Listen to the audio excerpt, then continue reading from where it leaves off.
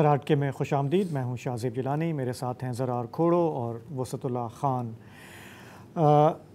पिछले चंद दिनों से जो ख़बरें आ रही हैं पूरी दुनिया से, एक हीट वेव चल रही है जिसको कहा जा रहा है कि ये रिकॉर्ड तोड़ हीट वेव है। उस पे हम प्रोग्राम में बात करेंगे कि ये क्लाइमेट चेंज रिलेटेड है या ये मामूल की सूरत हाल है। इसके अलावा इस्लामाबाद में एक सिविल जज के घर में एक 14 साला बच्ची जो मुलाजमा थी उस पे जो तशद्दुद का वाक़या सामने आया, FIR दर्ज हो चुकी है। ऐसे वाक़यात बार बार क्यों होते हैं, इस पे भी बात करेंगे।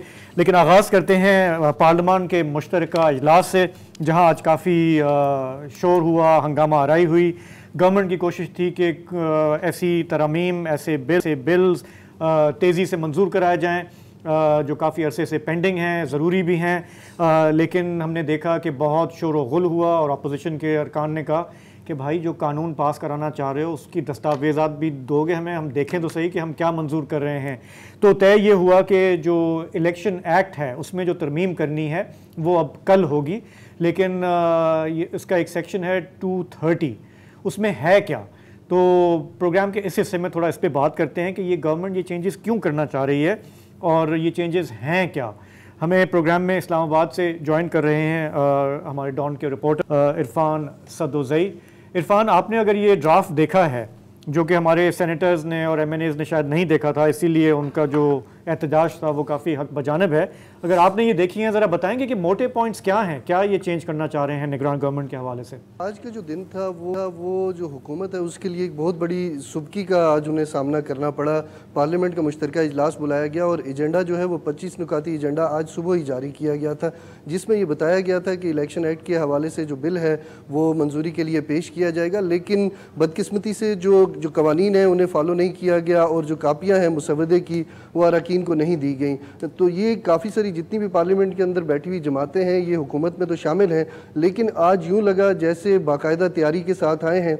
और जो ही सेशन का आगाज़ हुआ तो आगाज़ में ही जो सेनेटर रज़ा रब्बानी हैं उन्होंने एक आवाज़ उठाई। उन्होंने कहा कि जो तरीक़ाकार है वो बिल्कुल ठीक नहीं है, चोरी छुपे ये वारदात डाली जा रही है जिसमें रात के अंधेरे में ये कानून पास किया जा रहा है। और उन्होंने इसके ऊपर जो एतराज़ उठाया, उन्होंने कहा कि ये जो आर्टिकल इलेक्शन एक्ट 2017 का जो है क्लॉज 230 उसका सेक्शन 1 है, उसके ऊपर उन्हें एतराज़ है। उन्होंने कहा कि इसमें जो निगरान हुकूमत है जो आगे सेटअप आ रहा है इसको एम्पावर किया जाएगा और जो इंतज़ामी या उसके अलावा कोई भी फ़ैसले करने का इख्तियार नहीं होता आम हालात में, वो इस दफ़ा उन्हें इख्तियार दिया जा रहा है और इसके ऊपर उन्हें बहुत ज़्यादा तहफ़्फ़ुज़ात हैं। उन्होंने स्पीकर से इस्तदा की कि इसको मौखर किया जाए और हमें मुसवदा दिया जाए। चूँकि हमने कानून साजी करनी है इसके ऊपर, तो हमें पता ही नहीं कि हम किस चीज़ की कानून साजी करने जा रहे हैं, हमें उसे पढ़ना है, हमने उसको देखना है। ये बताइए कि वो तो मुसवदा कल आई जाएगा सबके सामने, आपको कोई सुनगुन है कि 230 है उसके अंदर क्या गीदड़ सिंगी छुपी हुई है? आपको कुछ मालूमात हो तो शेयर करें। देखिए इन्वर्टेड कॉमर्स में जो उसके 230 के सेक्शन 1 है उसमें डे टू डे के अफेयर्स जो है वो उसमें लिखा गया बिल्कुल वाज़े अंदाज में। तो उन्होंने ये कहा, ये आज़म नज़ीर तारड़ ने जब उनसे सवालात हुए, शकूक व शुबात का इज़हार किया गया चारों पाँचों पार्टीज़ ने, तो आज़म नज़ीर तारड़ ने कहा कि हमें IMF के, उन्हें बताना पड़ गया आखिरकार कि हमने IMF के साथ डील की है, हमें फाइनेंशियल मामलात हमें हैंडल करने हैं, तो इसके लिए निगरान हुकूमत को वो इख्तियार पहले नहीं था, इसलिए हमें ये देना पड़ेगा। तो इसके लिए कानून साजी लाई जा रही है। उन्होंने बताया है कि ये इससे कबल जो इस इंतखाबी इस्लाहत की जो कमेटी थी उसमें ये बात सामने रखी गई थी और ये सबको बताया गया था।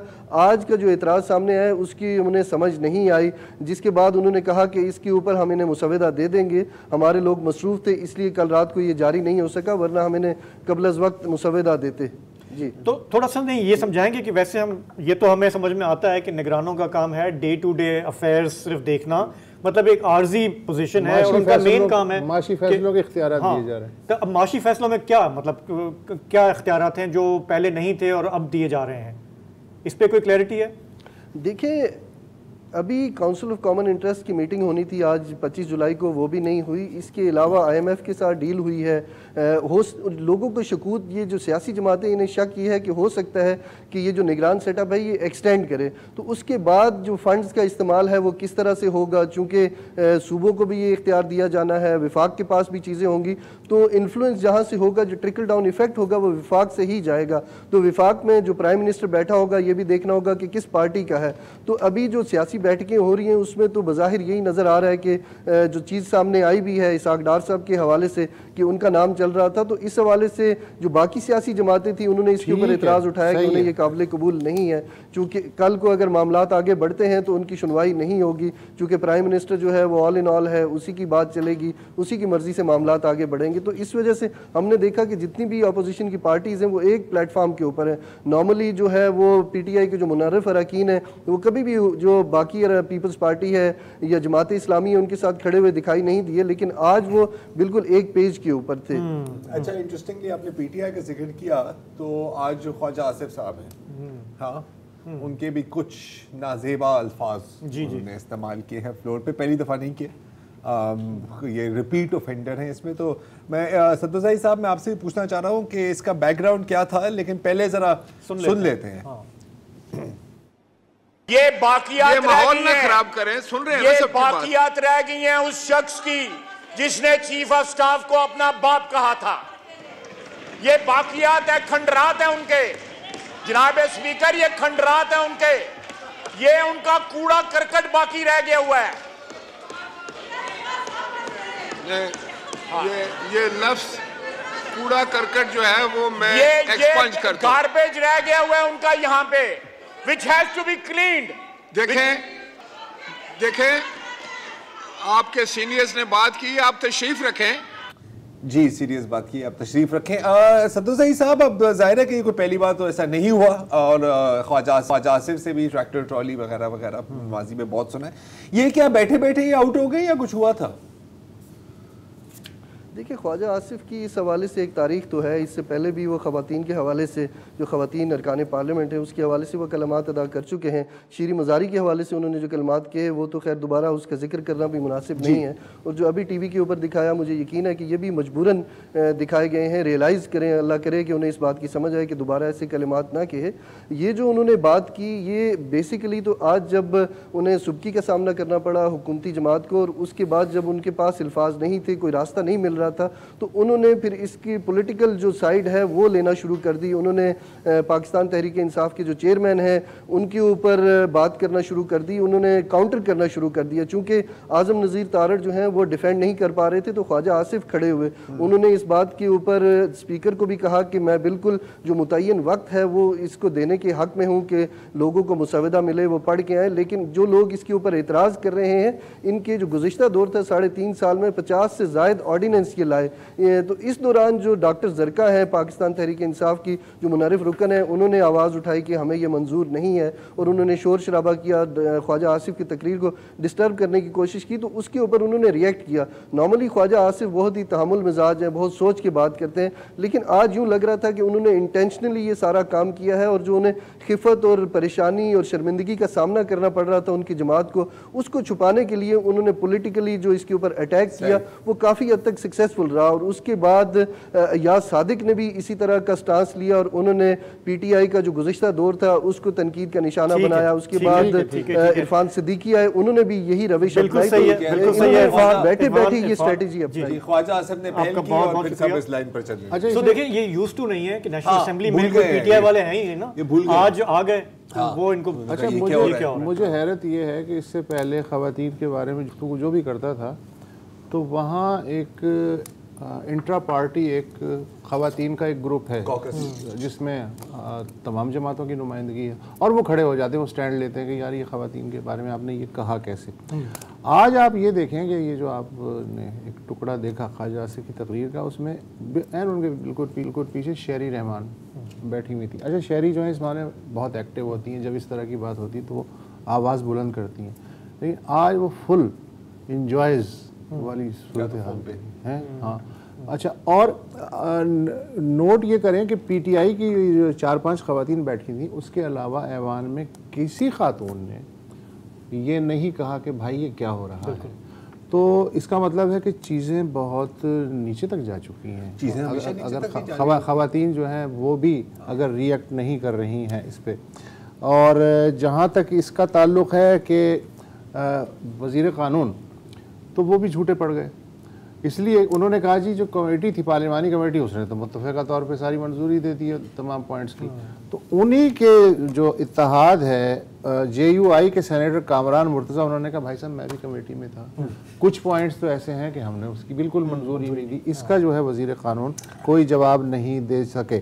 अच्छा, अब मैं अपने एक फेवरेट साहब हैं उनकी बात करूँगा। जी जी, मैं leader of the opposition, leader of the opposition जनाब राजा रियाज साहब। कल हमने उनके बारे में कहा था कि देखें आप जो मर्जी कर लें, जब तक आप लीडर ऑफ अपोजिशन से बैठ के बात नहीं करेंगे प्राइम मिनिस्टर साहब, तब तक कुछ नहीं दाल गलेगी। तो आज इत्तेफाक से उनका जो है कोई किसी ने इंटरव्यू लिया, उन्होंने बहुत वाज़ेह तौर पे कहा कि जी वज़ीर आज़म अगर इसहाक डार होता है तो भूल जाएं फिर इलेक्शन, वो तो 2 साल तक नहीं होते हैं। तो मैं तो इसके खिलाफ हूँ, मैं इसकी मज़ाहमत करूँगा। लीडर ऑफ द अपोजिशन है, उन्होंने कहा जी कि इंतखाबी नताइज को कोई कबूल नहीं करेगा।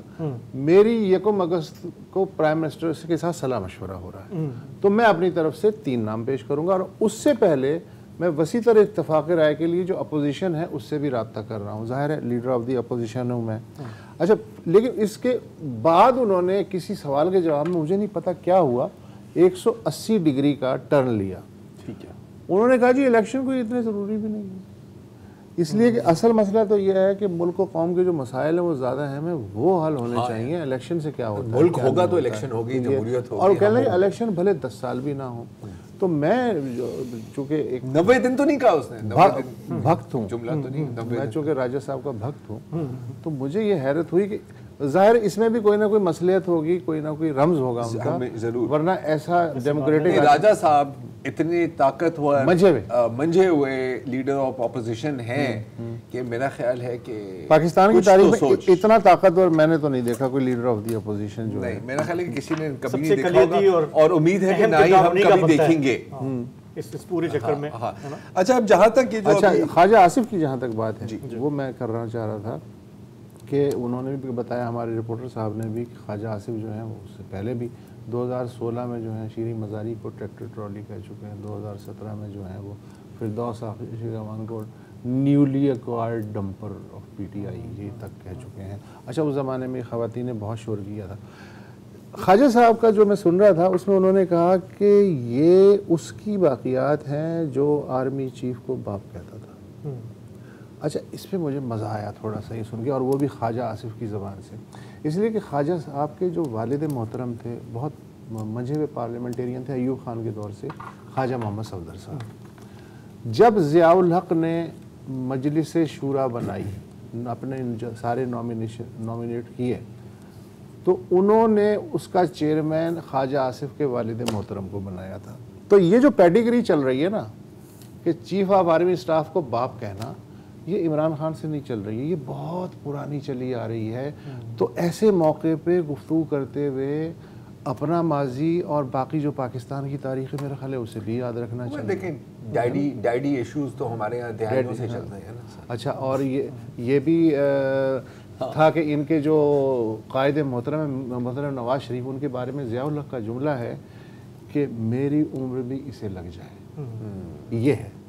तो ऐसी बातें नहीं करनी चाहिए। मतलब अगर आप इमरान खान, ठीक है इमरान खान को माफ़ी चाहता हूँ, ये मैं उसकी बात कर रहा था, बॉक्सर की जो है ना, नहीं एक सिंगर भी है एम्पलीफायर वाला, उसकी आप बात कर रहे हो। अच्छा, तो 12 जो थे कायदे तहरीक जो भी कह लें उन्हें, तो अगर वो ठीक है कि वो सब हैं, अब एक आदमी गिरा हुआ है आप उसको ठुड्डे मार रहे हैं, यार ये क्या बात है। जनरली जब बंदा गिरा हुआ होता है वो बेहतरीन टाइम होता है ठुड्डे मारने का। हाँ, अकॉर्डिंग टू ज़रा नहीं उठ नहीं सकता ना यार, बेस्ट टाइम वक्फा।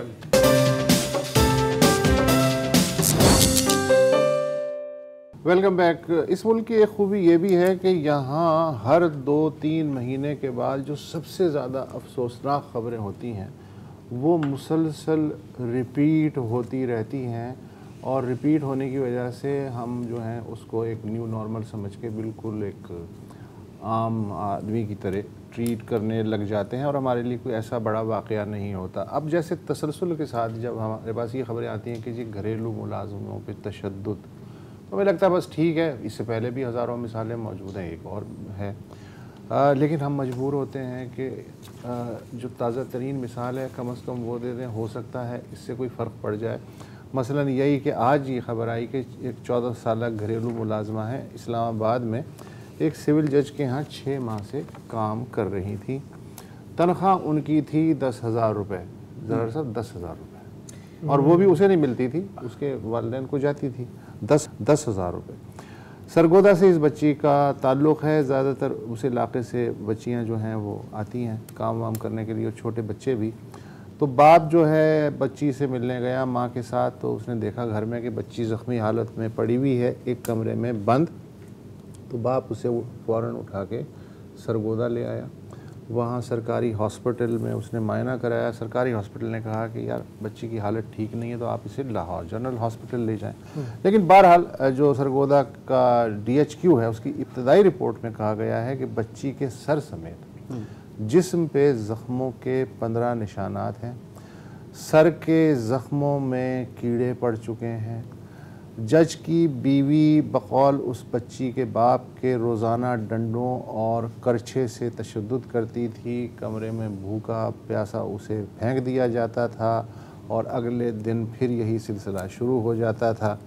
तो जो पुलिस है उसने सिविल जज की अहलिया के ख़िलाफ़ मुकदमा दर्ज कर लिया है, लेकिन बकौल पुलिस के उनकी गिरफ्तारी की कोशिशें जारी हैं। और FIR में चूँकि सिविल जज का घर में ये सारा वाक़या हुआ है तो उनका नाम भी है। अच्छा, ये जो अभी मैं डॉन न्यूज़ के हवाले से पढ़ रहा था ख़बर के, सिविल जज साहब जो हैं उन्होंने इस मुतासरा बच्ची के वालिद को गालिबन सुलह की पेशकश की है, और वो कह रहे हैं जी इलाज का सारा ख़र्चा मैं देने, कोई बात ही नहीं है ना, सारा मसला इलाज के ख़र्चे का है और तो कोई बात ही नहीं है। अच्छा, सिविल जज, इनका नाम बताया जा रहा है आसिम हफीज़, उन्होंने कहा जी कहानी चेक करें यार। कह रहे हैं कि बच्ची दिसंबर में उनके यहाँ काम करने आई थी और हम जो कहते थे भाई तू घर पे जाया कर, तो कहती नहीं मैं नहीं जाऊँगी, मेरी वालदा मुझे बहुत मारती है।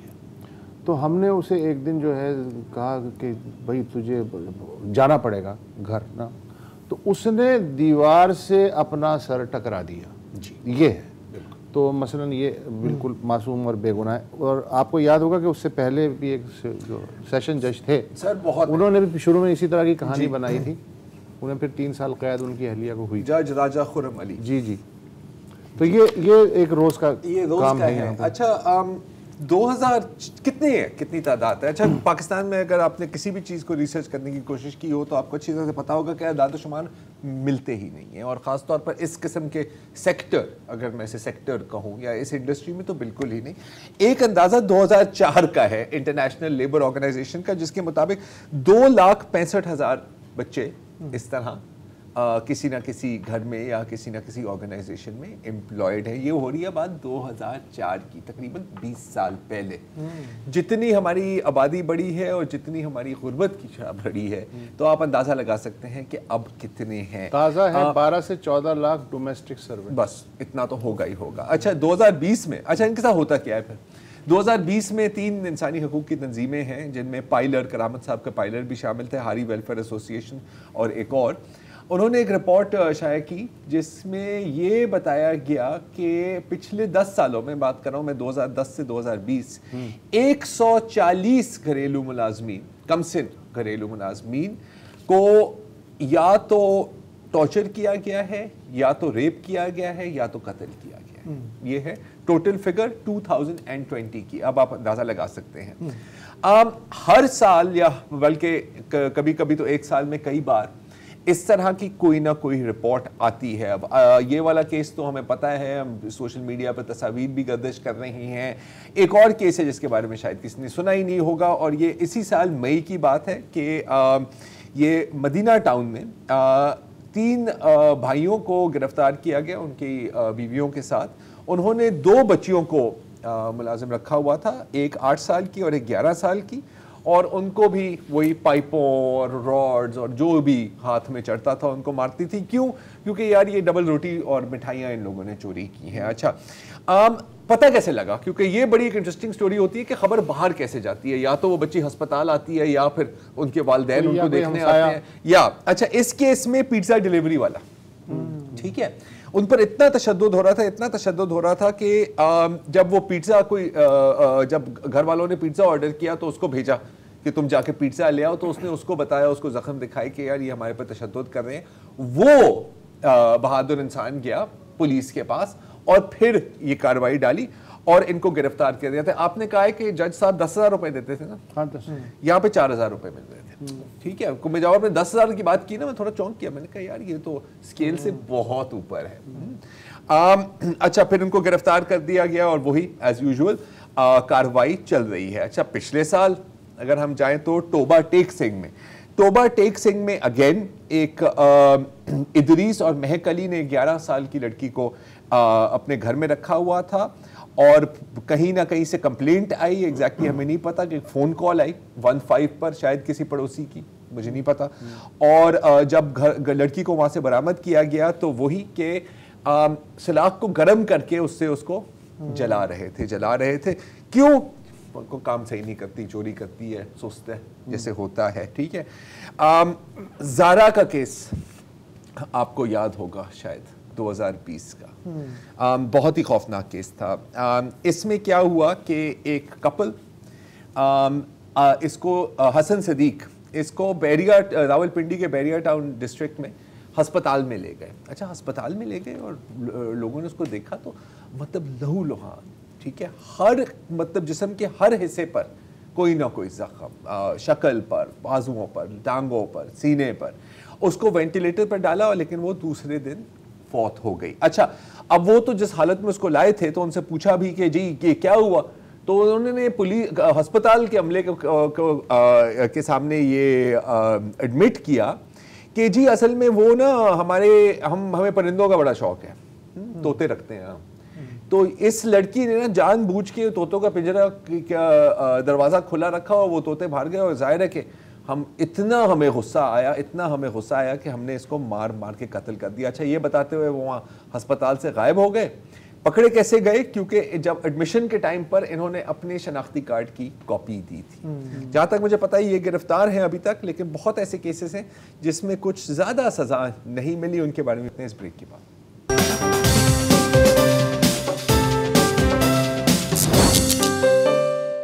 Welcome back. अच्छा, भाई मैं बहुत ही खौफनाक लिस्ट पेश कर रहा हूँ, इसके लिए माजरत, लेकिन अभी 2-3 और लोगों के नाम इसमें जिक्र करने की ज़रूरत है। 2019 में आपको उज़मा बीबी का केस याद होगा, और अगर आपको नाम से याद नहीं है तो आपको इन तस्वीर और इस वीडियो से ज़रूर याद होगा। ये है उज़मा बीबी जब उन्होंने मुलाजमत शुरू की थी, और ये है उज़मा बीबी अपनी मौत से कुछ दिन पहले। आप देख रहे हैं कि मतलब इंसान कम, ढांचा ज़्यादा लग रही है अगर आप इसकी तस्वीर देखें। इन पर तशद्दुद करने वाली थी एक बैंक की अफसर, मारूख नाम था उनका, उनकी बेटी आयमा और उनकी सिस्टर इन लॉ रेहाना, इन तीनों को गिरफ्तार किया गया। इसको भूखा रखा गया था। इनकी तो आप शान देखें, इनकी स्टाइल देखें। उज़मा को भूखा रखा गया था, एक कमरे में बंद किया गया था, उसको मारा भी गया था। जाहिर है पूरी जिस्म पर तशद्दुद के निशानात थे। कत्ल क्यों किया गया?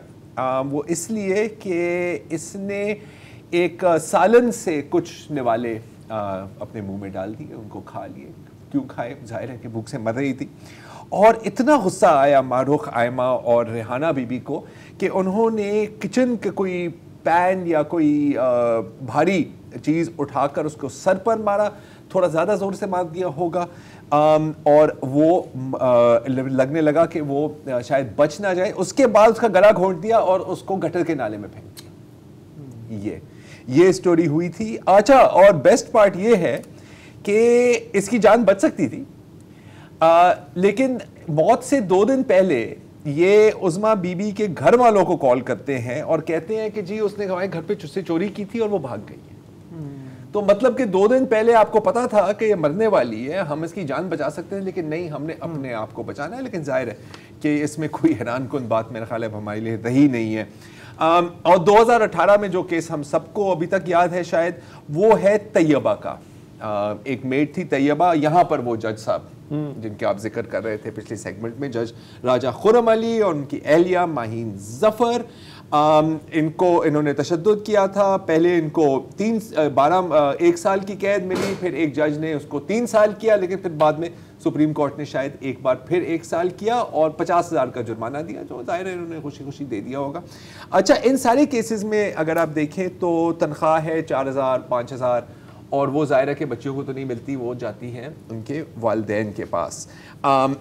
शाजिया मसीह का केस इनफैक्ट अगर हम एक्चुअली क्रोनोलॉजी देखें तो सबसे पहले था 2010 में। चौधरी नईम के घर में काम कर रही थी और उनके वालिद साहब बशीर मसीह को एक कॉल जाती है कि आपकी बेटी सीढ़ियों से गिर गई है। फिर जब जाहिर है कि पोस्टमार्टम होती है कि यार सीढ़ियों से तो गिरी है, लेकिन इसको ऐसे लगता है कि इसकी गुर्दों को भी अटैक किया गया, मतलब कहीं कोई एक हिस्सा नहीं है पूरे जिस्म का जिसके ऊपर तशद्दुद के निशानात नहीं हुए थे। बशीर मसीह इनके वालिद साहब को फिर 30,000 रुपए की पेशकश हुई कि यार ये 30,000 रुपए पकड़ और खामोश हो जाओ। अच्छा, अब ये रुकता क्यों नहीं है? एक तो जाहिर है कि कवानीन है, वो उस पर वसत अभी बात करेंगे। मेन चीज़ तो इकोनॉमी की बात है ना सर, डिमांड एंड सप्लाई की बात है। ये एक पूरी नेटवर्क है। डिमांड अपनी जगह है, सप्लाई बढ़ती जाती है, और जब आपको पता है ऐसे है तो इसका मतलब है कि इंडिविजुअल की वैल्यू ख़त्म हो गई, उसकी लाइफ की वैल्यू ख़त्म हो गई, उसकी वैल्यू ख़त्म हो गई। एजेंट जो होता है वो अक्सर उसी गांव का होता है या उसी मोहल्ले का होता है जहां से इन बच्चियों और बच्चियों को एम्प्लॉय किया जाता है। वो इन वालिदैन के पास जाता है कि जी आपके इतने बच्चे हैं, मैं आपकी डील कराता हूँ, इतने पैसे आपको नकद मिलेंगे और फिर माहाना आपको इतने पैसे मिलते जाएंगे। वहाँ से वो सिस्टम आगे निकल जाता है। तैयबा का भी यही केस था, 3,000 रुपये माहाना और 18,000 रुपये का क्या कहते हैं एडवांस। शाजिया मसीह के केस में भी बिल्कुल ऐसे ही था। अच्छा, उनके भी जो एम्प्लॉयर थे, और ये एक ट्रेंड सा ही नजर आता है, पता नहीं क्या है ये, वो थे चौधरी नहीम, साबिक सदर लाहौर बार एसोसिएशन। तो दो चीजें इसमें नजर आती हैं। एक तो प्रोपोर्शन अगर आप देखें तो legal profession for some reason इसमें ओवर रिप्रेजेंटेटिव है, और जहां तक मैंने देखा है 90% जो इस तरह के केसेस होते हैं वो आप से ही देखते हैं। अच्छा, अक्सर ऐसा नहीं होता कि वालिदैन भी इसमें बेकसूर होते हैं। मुझे एक ज़ाती तौर पर याद है कि 2013 में एक यहाँ रोशनी हेल्पलाइन है कराची में मिसिंग चिल्ड्रन की, तो एक अल्लाह देता नाम के साहब ने उनको कॉल की कि मेरा बेटा भाग गया है। जब बेटा ट्रेस हुआ तो पता लगा कि उसके बाप ने उसको एक फैक्ट्री में नौकरी लगाई थी, कम से कम उम्र का बच्चा था, और फैक्ट्री में उसके ऊपर जिनसी तशद्दुद भी होता था, मतलब जो भी आप सोच सकते हैं उसके साथ किया जाता था। वो वहाँ से भाग गया। जब उसको ढूंढा गया, वो रोशनी वालों ने उससे पूछा कि तुम क्यों भागे, उसने कहा कि जी मैं पहले भी 3 दफ़ा भागा हूँ, मैं अपने वालिद को बताता हूँ कि मेरे साथ ये लोग क्या करते हैं, जब भी मैं पकड़ा जब भी वो मुझे ढूंढ लेते हैं ना, वो मुझे किसी चौथी फैक्ट्री में डाल देंगे। अच्छा, ये जो है अब वक्त खासा कम रह गया है, लेकिन वो एक मुझे भी याद आ रहा है, पिछले साल लाहौर का वाक़या है कि वो बच्चा था, फ्रिज में से खाना निकाल रहा था, तो उन्होंने कहा ये तो फ्रिज से खाना चोरी कर रहा है, तो मार दिया, उसे कत्ल कर दिया। ये जो कवानीन है जो इस तरह की चीज़ें रोकने के लिए हैं, ये अभी मैं BBC पे एक रिपोर्ट पढ़ रहा था। एक कानून के तहत हब्स बेजा में रखने की सज़ा 1 साल कैद, 3,000 रुपये जुर्माना है। एक कानून जो जान से मारने की धमकी के बारे में, वो उसमें 2 साल कैद और जुर्माना है।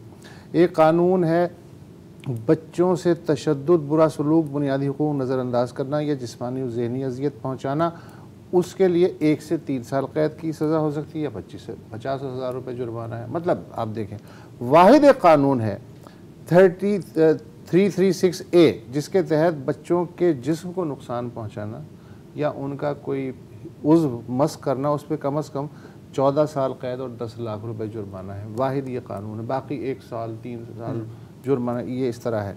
एक और सबसे बड़ी जो मुसीबत है वो ये है कि हमारे यहाँ बच्चा किस उम्र में काम कर सकता है ये कानूनन तय नहीं है। बहुत सारे किसी भी सूबे में सुने तो बड़ी इंटरेस्टिंग बात है।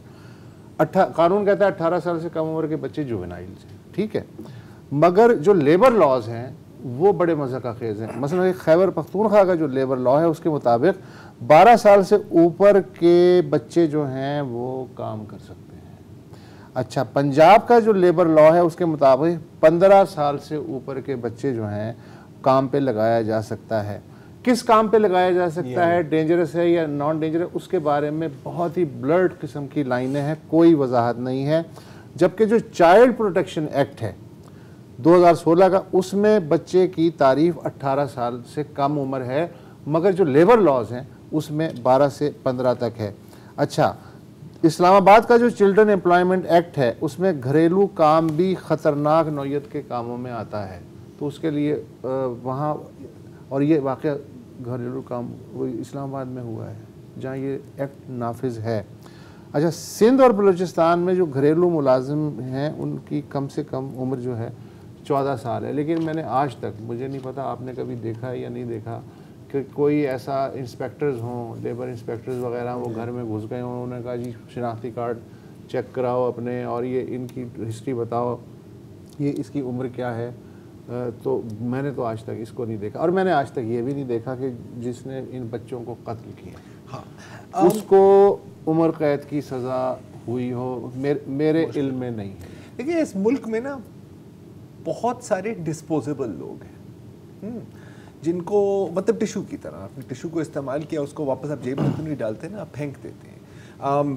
50 लोग मर गए फैक्ट्री की आग में, कोई मसला नहीं, 50,000 और बैठे हुए हैं। 4 बच्चे घरेलू मुलाजिम मार दिए, कोई मसला नहीं, 5 लाख पैदा हो रहे हैं। तो ये सूरत हाल चलती रहेगी तो ये तो प्रायोरिटी तो नहीं रहेगी, हम तो इस पर मजबूरन बात करते हैं, और कुछ बदलने वाला नहीं है। बात यह है कि अगर कोई फैमिली डेस्परेशन की और इकोनॉमिक हार्डशिप की इस सतह पे आ गई है कि वो 4,000 से लेके 10,000 रुपए में अपने बच्चे को वो हवाले कर देती है, तो यार क्या तवक्को करते हैं? नहीं, कोई तवक्को, मतलब कितनी डेस्परेशन होगी, इस पे कोई नहीं बात करता। एक वक्फा ले लें।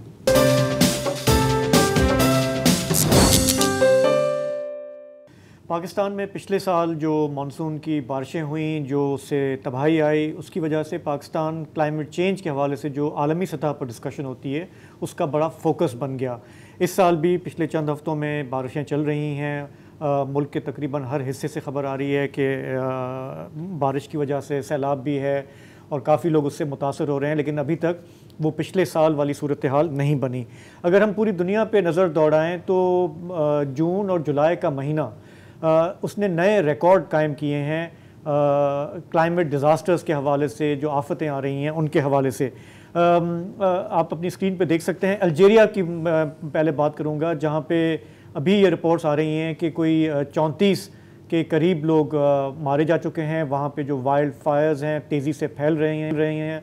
हज़ारों लोग, 8,000 से ज़्यादा लोग उन्होंने मुलविस किए हैं उन फायर फाइटर्स से लड़ने के लिए। आज ही एक ख़बर आई कि उनका एक जो हवाई जहाज़ था जिसके ज़रिए से वो आग बुझाने की कोशिश कर रहे थे, वो वहाँ पे क्रैश कर गया है। इसके अलावा ग्रीस से भी रिपोर्ट्स हैं कि वहाँ से भी कोई 10,000 लोगों को महफूज मकामात पर मुंतकिल किया जा रहा है। वहाँ पर भी ये जो टेम्परेचर बढ़ रहा है उसकी वजह से जिस तेज़ी से आग फैल रही है, बहुत सारे ममालिक उसमें अपना किरदार अदा कर रहे हैं और इस डिज़ास्टर से निमटने की कोशिश कर रहे हैं। अमेरिका की अगर बात की जाए तो वहाँ की कई रियासतों में इस वक्त हीट वेव चल रही है। यूरोप की हमने बात कर ली, जनूबी यूरोप की, और चीन में भी जो है इस वक्त कई मकामात पर गर्मी की शिद्दत में इजाफा हुआ है। अब ये पूरे ग्लोब में ये जो सिलसिला है ये क्या है? बाज़ लोग कहते हैं कि जी देखें, मौसम तो हमेशा से तब्दील होता रहा है, इसका क्लाइमेट चेंज से कोई ताल्लुक़ नहीं है, इस तरह के वाक़यात होते रहते हैं। लेकिन जो साइंटिस्ट हैं उनका ये कहना है कि अगर हम स्टडी करें, हम डेटा को देखें, वो पिछले 10-20 साल का नहीं बल्कि पिछले 150 साल का, तो हमें पता लगेगा कि कुर्रा अर्ज़ किस तरफ हालात किस तरफ जा रहे हैं। कुछ मैं आपको मैप्स दिखाता हूं जिससे ये चीज़ वाज़े होगी। ये पहला मैप जो आपकी स्क्रीन पे आ रहा है ये है कि औसतन जो समंदरी दर्जा हरारत है वो जून में वैसे कितना होता है, जुलाई में कितना होता है, लेकिन अब आप देख सकते हैं कि औसतन ये रहता है 20 और 20.5 डिग्री सेंटीग्रेड के दरमियान। लेकिन ये जो रेड लाइन है उससे आपको नज़र आ रहा है कि ये अब 21 डिग्री सेंटीग्रेड को छू रहा है। ये डेटा जो है ये आलमी सतह पर जो क्लाइमेट साइंटिस्ट हैं ये उसको जमा कर रहे हैं। ये दूसरा मैप जो आपकी स्क्रीन पे आ रहा है ये है एंटार्क्टिक में जो समंदरी बर्फ़ होती है वो उमूमन गर्मियों के इन माह में कितनी होती है और अब कम होकर कितनी हो गई है। इसमें जो रेड लाइन है इससे आपको अंदाज़ा होगा कि वैसे ये उमूमन जो है औसतन 15 से 20 मिलियन स्क्वायर किलोमीटर होती है, लेकिन इस साल ये कम होकर कोई तकरीबन 14 मिलियन स्क्वायर किलोमीटर रिकॉर्ड हो रही है। तीसरा मैप जो आपकी स्क्रीन पर आ रहा है, उसमें आप देख सकते हैं कि जो एवरेज ग्लोबल टेम्परेचर है इस साल 6 जुलाई को उसका रिकॉर्ड टूटा और वो दुनिया का गर्म तरीन दिन जो है वो रिकॉर्ड हुआ। रेड लाइन अगर आप इसको देख लें तो ये तकरीबन कोई 17.8 रिकॉर्ड किया गया। इससे पिछला जो रिकॉर्ड था वो 2016 का है, जब 17 degree centigrade average temperature record हुआ था। ये आखिरी मैप जो मैं आपको दिखा रहा हूँ, इसमें अगेन ये दर्जा हरारत को रिकॉर्ड किया गया है और इस साल जून में आप देख सकते हैं कि औसतन आलमी दर्जा हरारत जो है उसका नया रिकॉर्ड कायम किया हुआ है। ये 150 साल का कोई तकरीबन समझें कि गर्म तरीन दिन था। तो ये जो डेटा है इससे साइंसदान कह रहे हैं कि बहुत क्लियर लिंक नज़र आता है क्लाइमेट चेंज के साथ। अब क्लाइमेट चेंज एक ऐसी चीज़ है कि ये आप इस तरह नहीं कह सकते कि 2 + 2 = 4। इसमें बहुत सारे फैक्टर्स होते हैं। मिसाल के तौर पे एक फैक्टर है एल नीनो। कल परसों हमने उसका जिक्र भी किया था प्रोग्राम में, और मैं कोई साइंटिस्ट नहीं हूँ लेकिन आसान ज़बान में मैं आपको अगर बताऊँ कि ये पैसिफिक ओशन में जो समंदर का पानी, जो नीचे गर्म पानी होता है, जब ये सरफेस पर आता है हर कुछ सालों के बाद, तो उससे नेचुरली एक फ्लक्चुएशन होती है वेदर में और जो टेम्परेचर है वो गर्म होता है। बात हो रही है पैसिफिक की, लेकिन उसका इम्पैक्ट हमारे बे ऑफ बंगाल पे आता है और यहाँ पे मानसून्स पे भी आता है। तो इससे पता चलता है कि किस तरह पूरी जो दुनिया का जो निज़ाम है, समंदर का, बर्फ़ का, हवा का, वो किस तरह से जुड़ा हुआ है। तो आखिरी बात, उसके बाद ज़रा आपको इसके हवाले से कुछ और बताएंगे कि ये सब क्यों हो रहा है। तो सनती ममालिक ने जिस अंदाज में तरक्की की, कोयला, गैस और तेल को उन्होंने इस्तेमाल किया, ये उसका शाखसाना है और साइंटिस्ट कम्युनिटी में तकरीबन इस बात पर इत्तफाक है कि हम अब उसकी कीमत अदा कर रहे हैं। पिछले साल पाकिस्तान जैसे गरीब मुल्क ने इसकी कीमत अदा की, अब यूरोप और अमेरिका में और चीन जैसे मुल्कों में इससे जो आफतें आ रही हैं वो इसका भुगत रहे हैं। आप एक नक्शे पर लकीर काट के आप मौसम को तो नहीं रोक सकते ना। आग लगी बस्ती में अमेरिकन अभी भी अपनी मस्ती में है। अमेरिका में एक रियासत कैलिफोर्निया में एक जगह है डेथ वैली, जिसके बारे में कहा जाता है कि दुनिया की सबसे गर्म जगह है, एंड ड्राइएस्ट एंड लोएस्ट। कितनी गर्म इस साल 57-58 डिग्रीज सेंटीग्रेड तक गया है। वहाँ पर हर जगह साइन लगे हुए हैं कि आप मर जाओगे ना आओ, मतलब घर में रहो, एसी चला के रहो।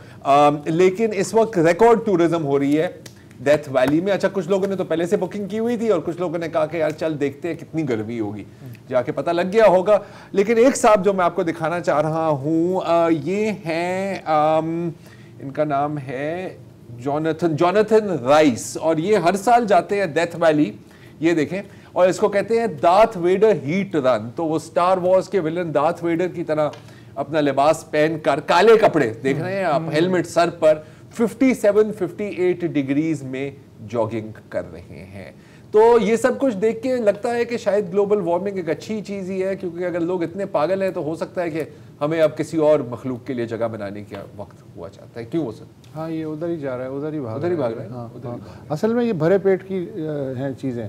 ये इन्होंने ज़िंदगी में सब कुछ कर लिया, कमा लिया होगा, अब ये भी कर लिया होगा, ये अब ये है कि अब इनके वेले हैं तो अब क्या करें। तो चलो 55 सेंटीग्रेड में ही भाग के देखते हैं कि क्या है। और इसके साथ आज की हमारी दौड़ भी यहाँ पर ख़त्म होती है। सी यू टुमारो, अपना ख्याल रखिए।